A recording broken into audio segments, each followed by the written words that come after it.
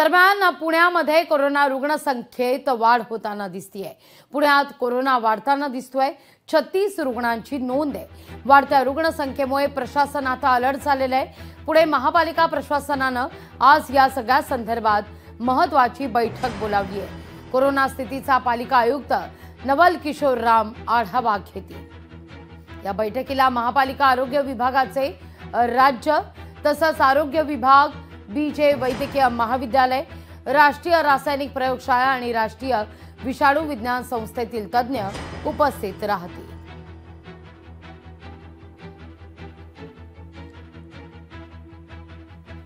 या सगळ्याविषयी अधिक माहिती घेण्याकरता थेट जाते पुण्याला आपले प्रतिनिधी चंद्रशेखर भांगे यांच्याकडे। चंद्रशेखर, काय अधिक माहिती या सगळ्या संदर्भात? पुण्यामध्ये मात्र कोविड रुग्णसंख्या वाढताना पाहायला मिळते। नक्कीच खरं तर 1 ते 6 तारखेपर्यंत म्हणजे 6 दिवसामध्ये 64 जे कोरोना रुग्ण आहेत यामध्ये वाढ झालेली आहे। आणि या सगळ्या पार्श्वभूमीवरती खबरदारी म्हणून आज पुणे मनपाचे आयुक्त नवल किशोर राम जे आहेत आज वेगवेगळ्या आरोग्यविषयक संघटना आणि त्याचबरोबर ज्या संस्था आहेत त्यांची आज पुण्यातील मनपामध्ये बैठक घेणार आहेत। स्वतः पालिकेचे आयुक्त नवल किशोर राम या सगळ्यावरती खबरदारी कशा पद्धतीने घेतली पाहिजे यासाठी सुद्धा मार्गदर्शन करणार आहेत। खरं तर आपण पाहिलं की पुण्यामध्ये कोरोना जो आहे तो वाढत आहे, परंतु घाबरण्याचं कारण नाही असं सुद्धा प्रशासनाकडून सांगण्यात येत आहे।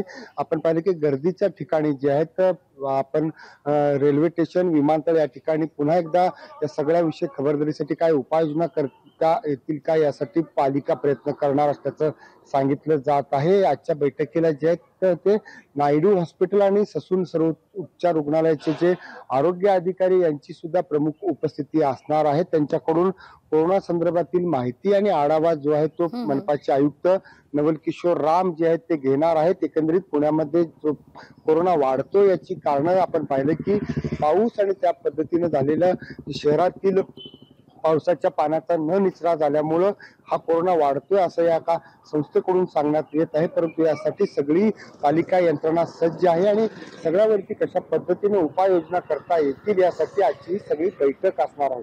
लागली निश्चित। तुर्तास धन्यवाद चंद्रशेखर, तुम्ही दिलेल्या एकूणच सविस्तर माहिती करता। लोकशाही मराठी ऐका, पहा, जागरूक रहा।